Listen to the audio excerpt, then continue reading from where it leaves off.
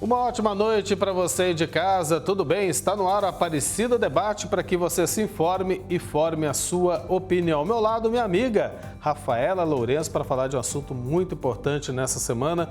Boa noite, Rafa, tudo bem? Tudo certo, querido, boa noite para você e uma ótima noite a todos que nos acompanham. Bom, nesta terça-feira vamos então debater as mudanças climáticas e os impactos que já estamos sofrendo no Brasil e no mundo. Segundo a ONU, desde 1800, as atividades humanas têm sido então o principal impulsionador dessas mudanças. E além de vivermos a década mais quente já registrada, presenciamos outras consequências, como as secas intensas, escassez de água, aumento do nível do mar, derretimento do gelo polar, incêndios severos e tempestades e inundações. No Brasil, a tragédia climática no Rio Grande do Sul, que afetou mais de 400 cidades, nos coloca em alerta e em solidariedade mais uma vez. O Brasil nunca tinha assistido a uma devastação como essa. A pior tragédia climática do Rio Grande do Sul na sua história, superando até a enchente de 1941. Naquele ano, a capital Porto Alegre enfrentou um alagamento histórico. O nível do rio Guaíba chegou a 4 metros e 76 centímetros, marca que foi superada este ano, com mais de 5 metros e 20 centímetros, bem acima da chamada cota de inundação, que é de 3 metros. Choveu forte e sem parar por 22 dias seguidos entre abril e maio. E o resultado foi esse: um cenário de completa destruição. Grande parte da capital ficou debaixo d'água. O aeroporto Salgado Filho teve que suspender suas operações. A Arena do Grêmio e o estádio Beira-Rio se transformaram em piscinas de lama. A altura das águas surpreendeu a todos. Uma tragédia vivida de perto por não uma, mas centenas de cidades no estado. Foram mais de 400 municípios afetados, num total de 2 milhões de pessoas. Milhares e milhares de gaúchos expulsos de suas casas. Escolas, ginásios e prédios públicos que não foram inundados se transformaram em abrigos para os desabrigados, também chamados de refugiados climáticos. Os temporais levaram embora quase tudo: casas, pontes, estradas, colheita, veículos, sonhos e vidas. Centenas de mortos e desaparecidos no desastre que chamou a atenção do mundo inteiro. Uma corrente de solidariedade se formou pelo Brasil. Doações chegavam ao Rio Grande do Sul, vindas de várias partes do país. Voluntários se somavam às equipes dos bombeiros e defesa civil para resgatar e socorrer as vítimas que ficaram ilhadas. Os prejuízos estimados já somam mais de 8 bilhões de reais. O grande desafio será na hora de recomeçar. Quando as águas baixarem e voltarem ao nível normal, ver o que sobrou e iniciar o trabalho de reconstrução de um estado que dificilmente conseguirá apagar da sua memória essa tragédia. Um desastre que, para muitos cientistas, está diretamente relacionado com as mudanças climáticas. Um grupo de pesquisadores de diferentes países concluiu que as alterações no clima provocadas pela ação humana tornaram as chuvas no Rio Grande do Sul bem mais intensas, em torno de 15% acima do que era esperado. Diante desse cenário, os cientistas alertam para a urgência de ações mais concretas. Se nada for feito, eles esperam por eventos ainda piores num futuro bem próximo. Bom, impossível a gente não sensibilizar, né, com essas imagens, com essa situação no Rio Grande do Sul. Bom, neste primeiro bloco, então, recebemos virtualmente o Pedro Camarinha, que é PhD em Ciências do Sistema Terrestre, Mudanças Climáticas e Desastres. Ele que é tecnologista, especialista em Geodinâmica e Geologia de Desastres do CEMADEM. Então, Pedro, muito obrigada por estar aqui conosco. Uma boa noite para você. Seja bem-vindo ao Aparecida Debate. Olá, boa noite, Eduardo, boa noite, Rafaela, a todos que nos acompanham, será um prazer estar aqui com vocês. Prazer tê-lo aqui conosco. Bom, Pedro, essa tragédia é então um exemplo claro da ação humana, isso de décadas e décadas, em relação ao desmatamento, né, em relação ao meio ambiente? Perfeito, é isso mesmo, né? Esse desastre, ele acaba materializando uma série de vulnerabilidades que foram sendo construídas ao longo do tempo e também todas essas alterações que o homem tem causado no sistema climático e atmosférico, né? De um lado, a gente tem que lembrar que o desastre, obviamente, tem as suas raízes em todo esse evento extremo de chuva que aconteceu, mas somente a chuva não é a grande vilã. É claro que esse foi um evento praticamente sem precedentes na nossa história do Brasil, um evento de magnitudes assim extraordinárias por diferentes aspectos, mas nós também temos que lembrar de todas as alterações que aconteceram na paisagem, na geografia daquela região, e de todas as formas com que o ordenamento territorial e como as cidades foram sendo construídas aconteceram ao longo do tempo. Então, isso que a gente está vendo é a combinação desses fatores, né? De um lado, a gente tem, né, a mudança da cobertura vegetal daquelas bacias hidrográficas, que foi favorecendo muito os processos erosivos, que por sua vez foram favorecendo o assoreamento, que nada mais é do que a deposição de muitos sedimentos ao longo dos anos, né, que vai deixando o rio mais raso e, consequentemente, deixa esses rios mais suscetíveis às inundações. As cidades foram se construindo de uma maneira muito próximas a essas áreas inundáveis, às vezes em cima de áreas naturalmente conhecidas, né, que eram alagáveis, e tudo isso foi aumentando o que nós chamamos de exposição dos sistemas humanos. E aí, por detrás de tudo isso, né, vamos assim dizendo, exacerbando os riscos, né, aumentando toda essa questão, temos as mudanças climáticas em curso, que ela é decorrente do aquecimento global. E isso vem combinado tanto pelas emissões dos gases de efeito estufa, né, que tem muito disso propulsionado pela queima de combustíveis fósseis, mas também pelo desmatamento. Porque a gente tem que lembrar que a floresta em pé, né, a mata nativa, ela é uma forma de carbono que está ali sequestrado na forma de biomassa, né, na forma de árvores, por exemplo. Uma vez que a gente retira essa vegetação natural, esse carbono vai para a atmosfera, assim como, né, os gases que nós emitimos, por exemplo, através de queima de combustíveis fósseis. Fora que o solo, quando nós desmatamos, também emite muito gás metano. E o gás metano ele é 12 vezes ou mais, vamos assim dizer, potencialmente danoso para a atmosfera do que o gás carbônico. Então, tudo isso ao longo do tempo foi mudando a química da atmosfera e intensificando um fenômeno natural que é o efeito estufa, que nada mais é que como se fosse uma camada de gases que favorece com que parte da radiação do Sol fique aqui na baixa atmosfera, mantendo essas temperaturas médias que nós conhecemos ao longo do tempo, que é fundamental para a vida. Só que como isso foi amplificado, a atmosfera está ficando mais quente. E uma vez que a atmosfera fica mais quente, ela também tem a capacidade de reter mais vapor de água. Esse vapor de água ele vai sendo retido ao longo do tempo e, hora ou outra, quando ele se depara, por exemplo, com uma massa de ar frio e vem a precipitar, o volume de água acaba sendo muito maior do que antes estávamos acostumados. Então, são esses fatores que, combinados, levaram também a esse desastre que, infelizmente, a gente viu se materializar no Rio Grande do Sul e que nós, que trabalhamos na ciência, né, fazemos pesquisa, sabemos que essa situação está se agravando. O sul do país é uma das regiões onde nós temos mais evidências dessa intensificação, tanto o estado do Rio Grande do Sul quanto de Santa Catarina, mas existem outras porções pelo Brasil que nós sabemos que esses eventos extremos também vão aumentar, né? Portanto, se nós não nos adaptarmos, se nós não olharmos para essas questões de preservação ambiental, né, de tentarmos diminuir as desigualdades sociais, resgatar a relação harmoniosa do homem com a natureza, nós sabemos que muito provavelmente esses cenários ainda vão se repetir outras vezes, infelizmente. Infelizmente, pelo que eu entendi, sua explicação, que foi muito correta, né? A ação do homem é que está provocando tudo isso, né? Esses eventos extremos no clima no mundo todo, não só no Brasil, como a gente viu recentemente no Rio Grande do Sul. Boa noite para você, Pedro. Agora, a Terra é um sistema, mas mudanças em uma área influenciam mudanças em outras. Como é que funciona essa conexão? Exatamente. O sistema climático, né, a atmosfera, ela não tem barreiras. É tudo como se fosse um grande fluido. Na verdade, é um grande fluido. É que a gente costuma olhar para um fluido como, né, a água que corre pelo rio, né?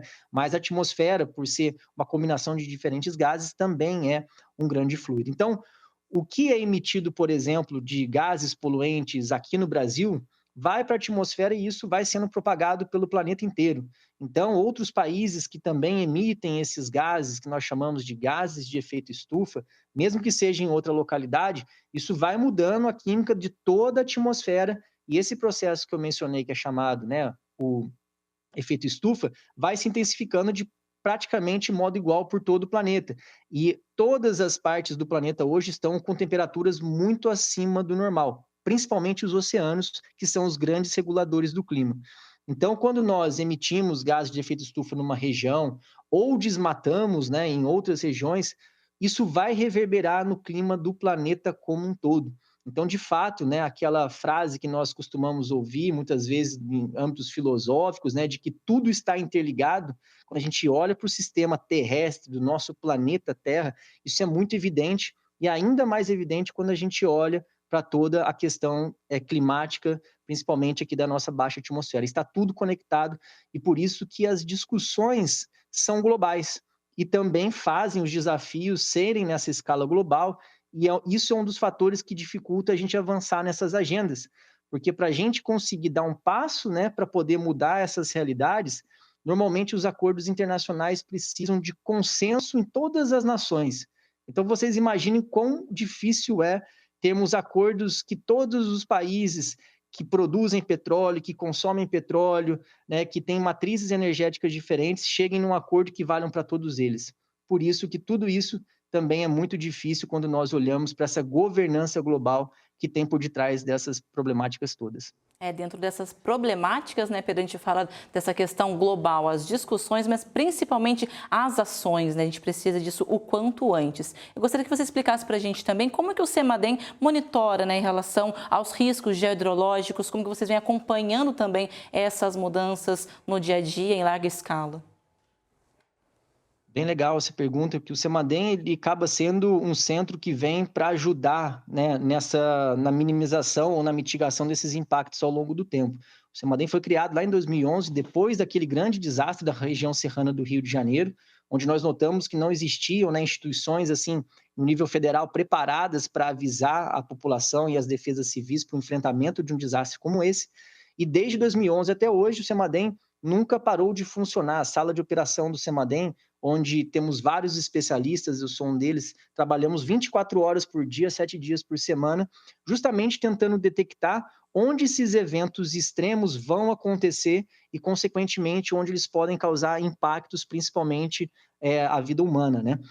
Então, o que nós temos que fazer no dia a dia é justamente um trabalho, assim, que eu posso dizer, de detetive. Ficarmos procurando pistas, né, naquelas chuvas que aconteceram alguns dias atrás, no que está acontecendo no momento da análise, olhar para alguns dias, algumas horas para frente e tentar entender quais são os riscos associados nessas situações todas e, a partir dessas evidências, né, a gente comunicar à Defesa Civil da melhor forma possível para que, de forma antecipada, eles possam atuar nos seus territórios e conseguir ajudar a mitigar principalmente a perda de vidas humanas. Agora, Pedro, nós tivemos recentemente um super El Niño atuando aqui para a gente, né? E agora essa transição para outro fenômeno climático que é o Laninha. Quais as diferenças desses fenômenos a gente deve ver e ter para os próximos meses, sentir no clima no planeta? Esses dois fenômenos, eles acontecem lá no Oceano Pacífico, lá na linha do Equador, no Oceano Pacífico, que é uma das regiões onde a gente tem a maior faixa de água contínua do planeta.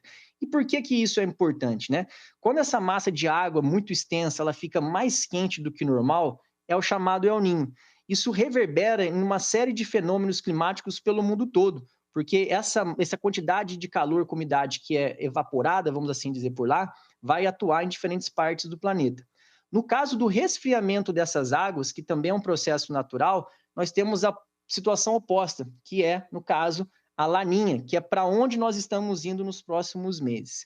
E dentro desses efeitos pelo planeta, né, aqui no Brasil nós sabemos que um dos principais, nos anos de El Niño, né, que foi o ano passado, esse ano, nesse momento nós estamos terminando de sair do El Niño, um dos efeitos é justamente o maior aporte de umidade e de ventos que favorecem a ocorrência de chuvas lá no Rio Grande do Sul, em Santa Catarina.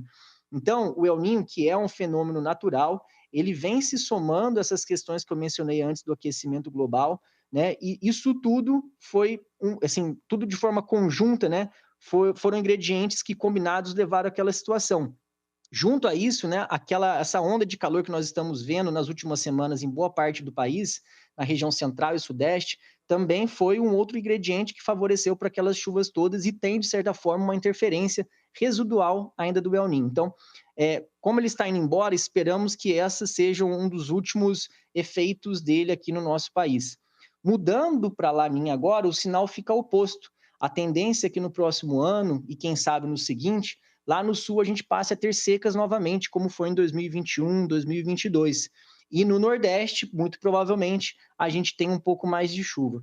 E aqui para a nossa região, os efeitos não são muito bem claros, mas nós temos notado que as frentes frias que passam aqui em anos de Laninha, como os próximos meses, né, e quem sabe 2025, é das frentes frias serem mais fortes, mais continentais e podem eventualmente causar mais eventos extremos de chuva também. Portanto, já fica aqui uma atenção de forma bastante antecipada sobre esses possíveis impactos que estão por vir. É como você está dizendo, né, Pedro, que as lições sejam aprendidas com tudo isso que a gente viu no Rio Grande do Sul, não só aqui no Brasil, mas no mundo afora, e que as pessoas, as autoridades, a sociedade civil, a população se preparem melhor, porque esses eventos extremos, como você disse, vão continuar, infelizmente. Agora é hora de prevenção. É não arrumar a casa depois de arrombada, né? A gente tem que evitar que ela seja arrombada, digamos assim, dessas tragédias que têm acontecido em todo o mundo. Nosso muito obrigado, viu, pelas explicações hoje aqui no Aparecida Debate. Um forte abraço para você, um bom trabalho aí. Obrigado a vocês novamente, uma boa noite. Boa noite, Pedro, muito obrigada.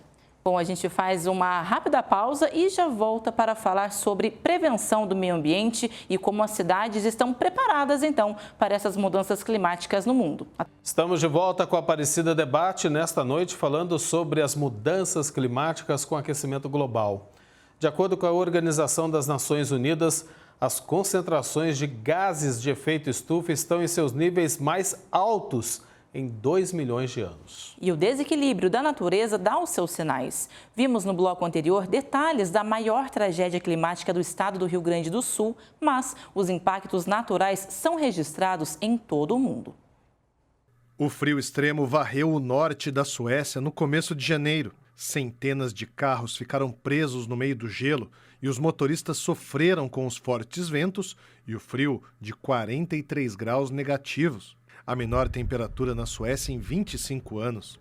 O ano também começou com muitas cidades dos Estados Unidos quase paralisadas pelas nevascas. Centenas de milhares de americanos sofreram com os cortes de energia elétrica e o Serviço Meteorológico Nacional emitiu alertas para mais de 95 milhões de pessoas. As tempestades também fecharam estradas e causaram atrasos em voos. Em alguns estados, os termômetros marcaram incríveis 56 graus negativos. Se não bastasse, uma série de tornados atingiu cidades no meio oeste dos Estados Unidos, pequenas comunidades arrasadas pela força dos ventos. Já no Reino Unido, o ano de 2024 começou com inundações em vários pontos de toda a Inglaterra e País de Gales. As fortes chuvas fizeram vários rios e cursos d'água transbordarem. Foram mais de 300 alertas de enchentes. No Rio de Janeiro, foram pelo menos 12 mortos em razão dos temporais. As enchentes também provocaram estragos no norte do Brasil. Mais de 100 mil pessoas foram afetadas pelas inundações no estado do Acre. Na América do Sul, os vizinhos Argentina, Bolívia e Colômbia não escaparam da fúria das águas. O volume de chuvas em algumas áreas foi recorde, superando as marcas de 20 anos atrás. O mesmo cenário se repetiu em outras partes do mundo. Congo e Quênia na África, Iraque, Indonésia, Austrália, China. Em 2024, o planeta Terra não parou de esquentar. Um mês seguido do outro de altas temperaturas. Um mês seguido do outro de recordes de calor. Em pleno inverno espanhol, praias cheias. Afinal, os termômetros marcaram até 10 graus acima da média para esta época do ano. Agora, calor, quem sentiu mesmo foi o carioca. No Rio de Janeiro, sucessivas ondas de calor estabeleceram um novo recorde de sensação térmica, 62,3 graus. Ao mesmo tempo, os incêndios também bateram recordes no estado de Roraima. Nos primeiros 2 meses de 2024, os focos de queimadas aumentaram 465%. O governo federal declarou situação de emergência em 9 municípios, devido aos efeitos da seca prolongada. Na Europa, o fogo também consumiu centenas de milhares de hectares, levando muitos moradores a abandonarem suas casas. A ONU estima que até 2050 serão 143 milhões de refugiados climáticos em todo o mundo. Sinais, né, Rafa, de que o nosso planeta está doente de fato, Sim. né? E como? E para complementar o nosso debate, o convidado agora para esse segundo bloco é o Carlos Bocuí, presidente do PROAM, Instituto Brasileiro de Proteção Ambiental, volta conosco mais uma vez. Bem-vindo, Bocuí, ao Aparecida Debate desta noite, tratando desse assunto que tem chamado a atenção pelo que aconteceu no sul do Brasil, mas como a gente viu no mundo todo, né? Bem-vindo mais uma vez ao Aparecida Debate. Eu que agradeço, é um prazer estar aqui de novo, infelizmente para falar dessa situação trágica, né? Que está assolando não só o Brasil, mas muitos países também. Como a gente viu, o planeta Terra chegou ao limite, é hora de tirar a preservação do meio ambiente só do discurso e trazer para a prática, Bocuí? Estamos atrasados com relação a isso, né? O que a gente vê, na verdade, é uma ultrapassagem dos limites aceitáveis do planeta. O que a gente chama de tipping points, né? Os pontos de inflexão, os pontos de não retorno. É quando você chega a um determinado ponto que ele é nevrálgico.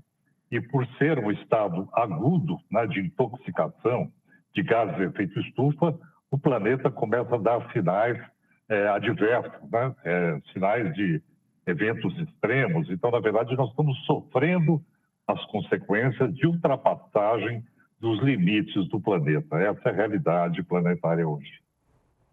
Tá certo, Bocuí, uma boa noite para você. Obrigada, né, mais uma vez por estar conosco. Ainda em relação a este debate, o Acordo de Paris determina investimentos bilionários, né, no combate a mudanças e também a adaptações do clima. Mas está sendo efetivo? E também quantos países estão preparados, né, para essas mudanças climáticas?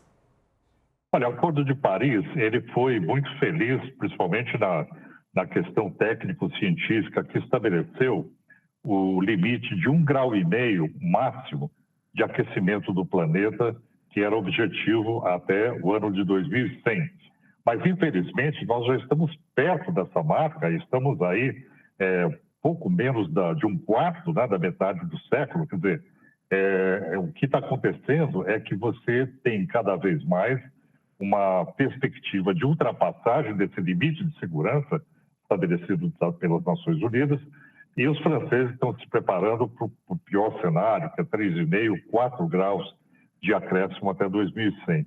O que não está fora das previsões, não é? Porque, se você pensar, nós estamos a caminho de 2 graus por volta de 2040. Essa expectativa que é mais ou menos convencionada no meio científico, né? Isso significa que o que está acontecendo hoje vai piorar. A tendência é que você tenha uma piora das condições e, por isso, nós temos que estar preparados, né? É o caso do Rio Grande do Sul, é o caso de metrópoles como São Paulo, Rio de Janeiro. O Brasil deve se preparar para um processo de alerta precoce, que é você prever o evento extremo antes que ele ocorra e a população está preparada para se proteger. Bocuí, eu queria a sua opinião também sobre o que tem acontecido e o que aconteceu no Rio Grande do Sul, porque muitos especialistas, meteorologistas, disseram que essa chuva foi excepcional. Caiu tudo em apenas um estado, não dava para controlar. Afinal, tinha como se preparar para essa catástrofe, essa tragédia climática que aconteceu no sul do Brasil ou não? Tinha como se prevenir disso tudo? Olha, você poderia ter trabalhado procedimentos que estariam aí salvaguardando a comunidade diante de um alerta precoce, né? Então, se houvesse um alerta, grande parte das decisões que foram tomadas de desocupação poderiam ocorrer, né? Principalmente com a contenção de diques, né? Essa questão de preparação dos diques que acabaram não funcionando na região de Porto Alegre. Agora, de fato, a gente tem que reconhecer que foi um evento excepcional. Nós tivemos uma conjunção de feitos que vão desde o aquecimento global até o El Niño, que é a fase hoje de aquecimento das águas do Pacífico, e, além disso, nós tivemos um estreitamento dos corredores de umidade da Amazônia, lançando a umidade diretamente para o Rio Grande do Sul, impulsionado por ventos fortes do Pacífico e, de outro lado, um tampão de temperatura quente no centro do continente, o que levou a um acirramento dessa entrada de umidade. E, por outro lado, frentes frias da Antártica levaram esse processo de condensação e chuvas, né? Quer dizer, foi um momento realmente excepcional, não dá para negar isso.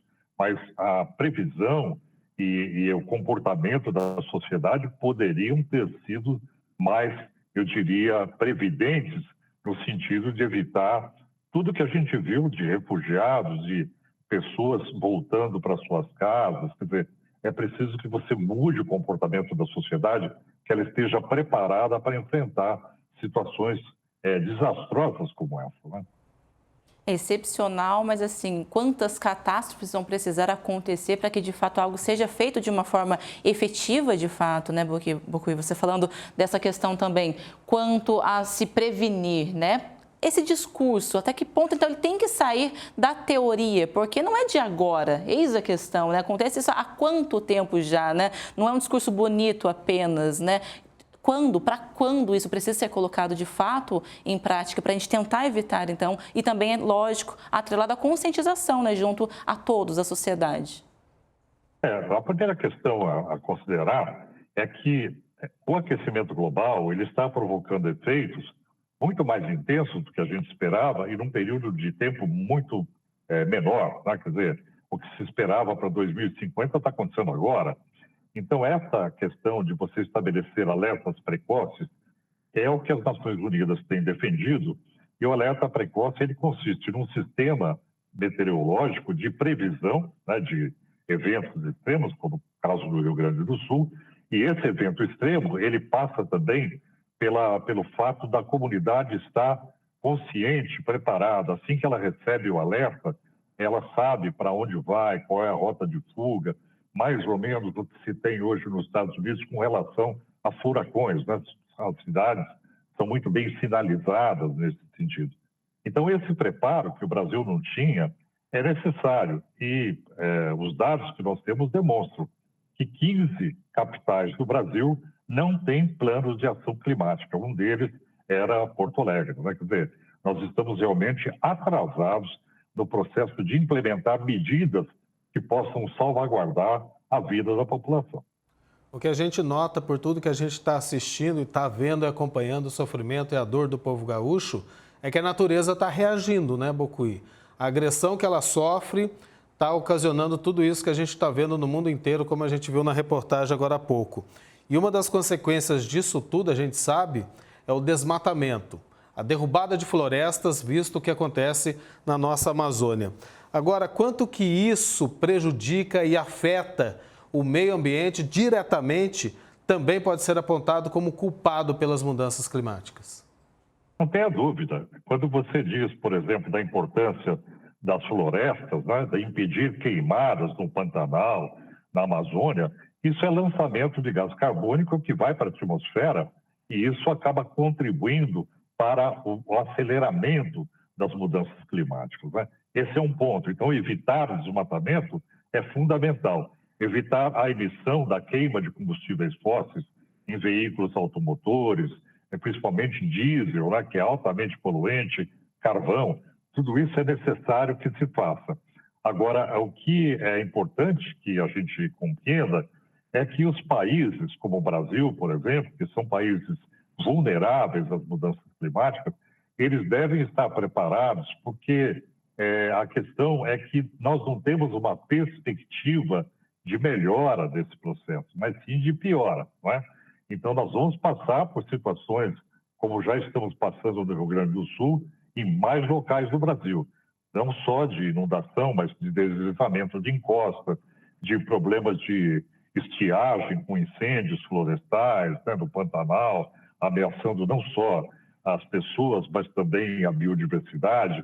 Quer dizer, que todo esse processo ele tem que ser contido de alguma forma. O que mais nós podemos fazer para conter o processo é evitar o desmatamento, é evitar a emissão de combustíveis fósseis, da queima de combustíveis fósseis, que isso está piorando. E cada vez que você lança uma tonelada de carbono na atmosfera, ela lá permanece por mais de 100 anos, não é?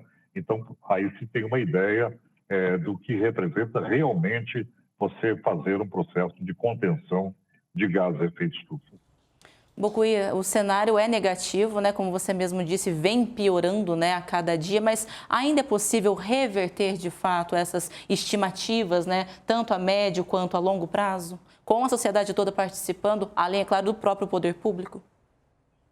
É possível se você tiver no mundo um estado de paz, porque hoje o mundo está dividido em 130 conflitos, né, armados, Ucrânia, a questão de Gaza, Israel. Então, toda essa situação, ela leva a um desvio do foco dos países, da sua perspectiva geopolítica, de se voltarem para a resolução do problema climático. Porque, de fato, a gente pode conter no Brasil, mas os grandes poluidores continuam na matriz de combustíveis fósseis sem abrir mão da sua autonomia por conta da insegurança global com relação à paz também. Então, esse é um elemento importante a se compreender, que a gente não tem muita expectativa na geopolítica global de reversão do quadro, né? E, portanto, é preciso que nós estejamos preparados com um processo eficiente de defesa civil para administrar uma crise, né? E essa crise, se a gente for falar do que envolve, é assustador, porque você tem a mudança climática estimulando o derretimento do gelo da Antártida, né? E também no Ártico.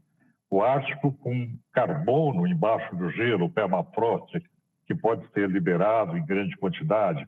E isso é um tipping point, também uma ultrapassagem de limite que pode piorar a situação. E aí isso altera correntes marinhas. Então, há uma série de elementos que nos permitem dizer que se a situação piorar, você vai ter um efeito dominó, onde um ecossistema derruba outro ecossistema.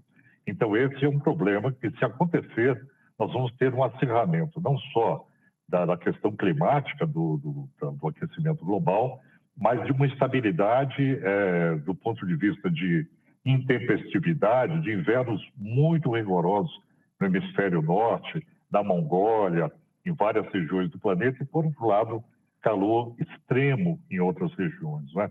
Então, realmente é preciso que a humanidade se una e trabalhe para conter as mudanças climáticas. É o que mais precisamos neste momento, além da paz, é claro, como o senhor mesmo disse, não é? Bucuí, muito obrigada pela participação conosco, mais uma vez aqui no Aparecida Debate. Eu que agradeço e vamos torcer para que as coisas melhorem, né? Que o mundo esfrie. Pois é, esse tem que ser o compromisso de todos e não de alguns, principalmente daqueles que têm a caneta na mão. Bucuí, muito obrigado, um forte abraço para você, sempre bem-vindo aqui na TV Aparecida, viu? Eu que agradeço. Um abraço. Obrigada, ótima semana. Aparecida Debate de volta e nesta terça-feira falando então sobre as realidades extremas do Brasil e do mundo com as mudanças do clima. E essas mudanças que resultam em desastres ambientais afetam a nossa saúde, o recomeço quanto à habitação, trabalho e a capacidade de cultivar alimentos. Todos são afetados de alguma forma, mas geralmente as pessoas em situação mais vulnerável são as mais atingidas. E para debater conosco, então, os impactos dessas mudanças climáticas em relação ao nosso bolso, a gente recebe aqui no estúdio o economista, professor Edson Trajano, que é coordenador, então, do Programa de Mestrado e Gestão de Desenvolvimento Regional da Unital. Professor, muito obrigado por estar aqui conosco. Obrigado a você pelo convite, aos nossos telespectadores da TV Aparecida. É sempre bom estar aqui na TV Aparecida. É sempre bom recebê-lo. Até para explicar também para o pessoal de casa, não é, Trajano? Essas alterações no clima podem causar, então, uma perda de 4% da produção econômica mundial, isso até 2050. Mas traduz para a gente, né, entender o que isso afeta, né, na realidade, então, do brasileiro no dia a dia. Primeiro, a grande crise climática que o mundo passa é resultado de políticas não pensadas nesse processo produtivo, ou seja, aquilo que se discutia que era uma questão do futuro, hoje é uma questão do presente. Então, o Rio Grande do Sul, por exemplo, teve uma seca extrema em 2022, já uma onda de chuva muito pesada lá em 2023 e agora, mais uma vez, sendo atingido por isso. Isso representa uma redução da produção agrícola. Só nesse problema ambiental agora, isso já representa uma queda de 3,5% no PIB. Significa uma redução da oferta de alimentos, alimentos mais caros e, consequentemente, acaba afetando não só a população que mora nessas localidades, mas a população do país como um todo. Trajano, boa noite para você. Bom te rever aqui na TV Aparecida para a gente discutir um tema tão importante como esse, principalmente pelo que aconteceu no Rio Grande do Sul. Seja bem-vindo aqui ao Aparecida Debate, viu? A gente vai continuar a nossa conversa, mas antes a gente tem um material que eu gostaria que você assistisse com a gente. Perdas na produção agrícola e destruição de infraestruturas estão entre os prejuízos do Rio Grande do Sul. E um dos reflexos está no cultivo e no preço do arroz. Mudanças climáticas, pragas, doenças.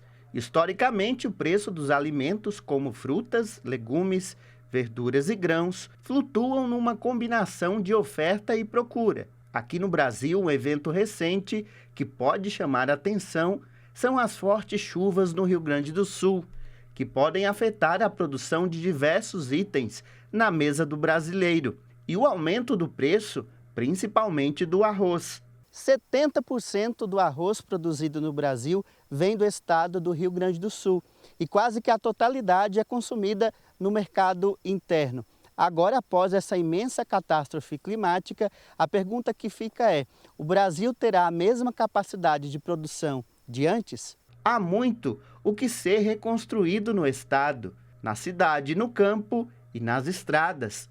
Apesar disso, segundo este produtor de arroz, que conversou com a nossa equipe, é pouco provável que o arroz falte na mesa do brasileiro. Faltar arroz, cara, eu acredito que não falte. Vai ficar seus 60 dias, dependendo de estabilizar a estrada, transporte, como é que vão carregar esses produtos para lá para cá, vindo do sul para cá, que eu acredito que arrumando a estrada, que dê para transitar as carretas que estavam vindo para cá com carga, normaliza. Não vai faltar arroz assim que vá depender de importação, eu acho que não.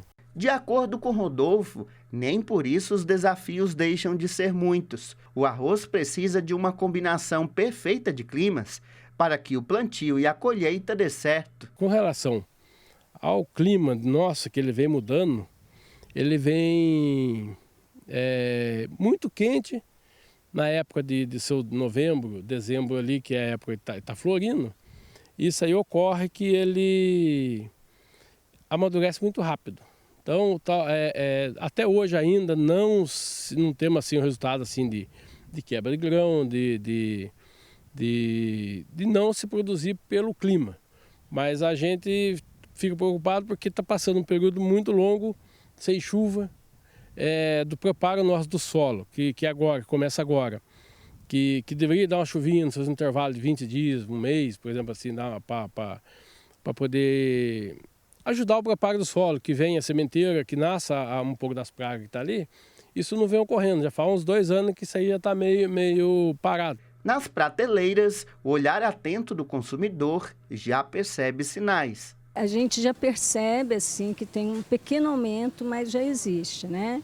E a tendência é a gente ver que realmente isso deve subir, porque já que lá houve todo esse problema, né, com certeza vai atingir nós aqui. Depois dessa enchente toda que teve, né, ocorreu, agora que eu vim comprar o arroz. E o preço subiu bastante, até me assustei com o valor agora. Tanto é que eu comprava só um, agora eu acabei comprando 2, porque com certeza ainda vai aumentar. Você costumava pagar quanto mais ou menos no pacote e agora está pagando quanto? Eu pagava geralmente 24, agora eu vi que está 36. A diferença é bem grande. Mas já, né, Trajano? Tão curto tempo assim, já aumentar desse jeito o arroz, pelo que a nossa amiga está falando ali na reportagem, é o seguinte: o Rio Grande do Sul é o maior produtor de arroz no Brasil. De qualquer forma, de um jeito ou de outro, a gente vai sentir o impacto. Mas que tamanho que vai ser esse impacto para a gente, consumidores? Como é que a gente vai sentir isso nos preços do arroz? Primeiro nós temos que entender que o preço do arroz tem subido muito nos últimos 4 anos já. Tem um outro estado que é grande produtor, que é o estado do Mato Grosso, que já tem feito a opção de plantar milho e soja e reduzido a área de plantio de arroz. Por isso o preço do produto tinha subido. Em relação ao Rio Grande do Sul, que é o grande produtor nacional, nós temos aí 80% da safra já colhida. Então, ou seja, o impacto dessa tragédia não será tão grande assim no processo de produção. Como o agricultor da reportagem colocou, o que nós podemos ter é problemas na logística de como encaminhar essa produção para as grandes regiões consumidoras, como a região Centro-Sul. Então, de um modo geral, tem arroz para todo mundo. A preocupação maior, Eduardo, é a atitude dos consumidores. Então, na universidade nós fazemos uma pesquisa já há 26 anos, levantando o preço de produtos. De fato, há um aumento já no preço do arroz, mas uma das razões é que a compra tem sido maior do que a oferta. Ou seja, o produto está demorando a chegar e alguns estabelecimentos estão colocando lá, limite máximo para compra, 5 pacotes de arroz de 5 quilos. Isso representa 25 quilos de arroz. E a pessoa estava acostumada a comprar um pacote por mês.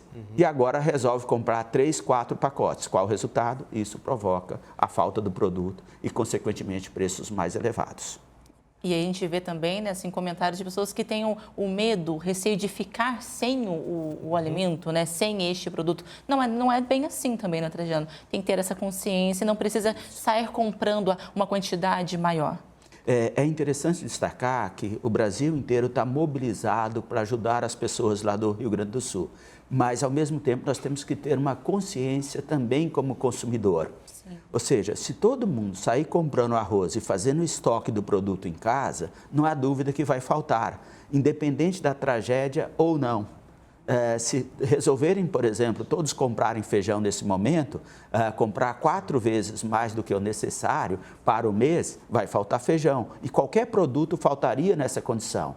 Então, o consumidor ele deve continuar comprando de acordo com o que comprava nos meses anteriores. Isso é uma consciência importante para ele, ou seja, eles têm que ter a preocupação da falta do produto, mas também pensar no vizinho. Se eu compro 4 vezes mais, 3 vizinhos meus ficarão sem. E aí, muitos comerciantes aproveitam essa onda de compra em excesso para aumentar o preço, já que o produto vai começar a faltar em alguns lugares, se a atitude do consumidor continuar essa. Então, é importante essa consciência do consumidor nesse momento. E nós temos que lembrar que não só 80% da produção já foi produzida no Rio Grande do Sul, mas o governo federal fez uma medida provisória importante. Se faltar, nós podemos importar de outras localidades. A Argentina e o Uruguai não sofreram com problemas climáticos. E é um pouquinho mais distante do Rio Grande do Sul, mas é um pouquinho mais abaixo só. Ou seja, a possibilidade de importar arroz de outras localidades está aí importante nessa situação. Se faltar, no médio e longo prazo, tem outras possibilidades. Então tá aí, consumidor, muita calma, né? Vamos esperar um pouquinho para ver como é que isso vai acontecer nos próximos dias. Agora, a questão do arroz, lógico que além dele, o Rio Grande do Sul é um grande produtor rural, né? Tem outras plantações, outros cultivos lá. Além do arroz, quais os outros itens que fazem parte da nossa mesa do dia a dia de refeição na nossa casa devem também ser impactados em relação aos preços, Trajano? O Rio Grande do Sul é o 3º maior produtor agrícola brasileiro, então tem uma produção importante. O segmento que deve ser afetado também é o segmento de proteínas, as carnes, principalmente aves e suínos, por 2 razões. Muitas das granjas foram afetadas por essas enchentes, mas tem um problema na logística de transporte de alimentação para esses frangos e porcos nesse momento. Também há dificuldade logística de transporte dessas cargas. Então, em um primeiro momento, nós podemos ter um impacto aí nessa cadeia de proteína. Mas lembrar também que Santa Catarina, Paraná, São Paulo são grandes produtores desse segmento de proteína. Ou seja, se de novo for comprar para estocar esses produtos no congelador em casa, qual o resultado? Pode faltar e o preço pode subir mais. Mas, num primeiro momento, esse desabastecimento pode ocorrer. O Brasil depende muito do trigo produzido no Rio Grande do Sul. Só que o trigo não sofreu com essa enchente porque já havia sido colhido. Então, não há problemas quanto a isso. Até, na pior das hipóteses, um dos produtos que pode se pensar em substituição, talvez o macarrão pode entrar mais em cena em uma situação de escassez de arroz no médio e longo prazo, em função desse processo especulativo que está tendo por parte de muitos consumidores. Não porque não tem arroz no Brasil, mas parte deles vai ficar estocado em algumas casas de alguém que comprou sem essa consciência coletiva. Por isso é pensar nessa coletividade, né? Então pensar no próximo também. Bom, as enchentes no Rio Grande do Sul são um exemplo, né, Trajano? Só que a gente sabe também da questão da seca e as geadas que também afetam, né, a questão da qualidade de itens, de produtos e também na quantidade. E isso, consequentemente, nos preços. Como que a universidade, vocês também vêm acompanhando essas pesquisas e como isso deve impactar também, né, ao longo dos próximos meses? Então, essas mudanças climáticas têm ocorrido muito no Brasil e, consequentemente, toda vez que você tem uma redução da oferta, o preço sobe. E no Rio Grande do Sul não vai ser diferente, ou seja, nós temos um primeiro impacto agora de uma alta mais significativa em função dessa especulação em todo esse cenário, mas os preços tendem a estabilizar aí em 2, 3 meses. Então, é interessante ninguém ficar pensando em fazer esse estoque nessa situação. Eu lembro, ao final do ano passado, nós tivemos uma enchente muito pesada no estado do Espírito Santo. O estado do Espírito Santo é o grande produtor de frutas no Brasil, principalmente mamão. Então, naquele momento, nós tivemos uma disparada muito significativa nos preços. E até hoje temos dificuldade em produzir algum tipo de mamão lá, em alguns momentos, em função de secas, pragas e outras coisas mais. Isso impacta diretamente no preço do produto. Então, pensar em uma política alimentar no Brasil é pensar também em uma política mais rigorosa em relação a essas questões climáticas. Ou seja, sempre é afetado essa questão da oferta em função desses episódios climáticos.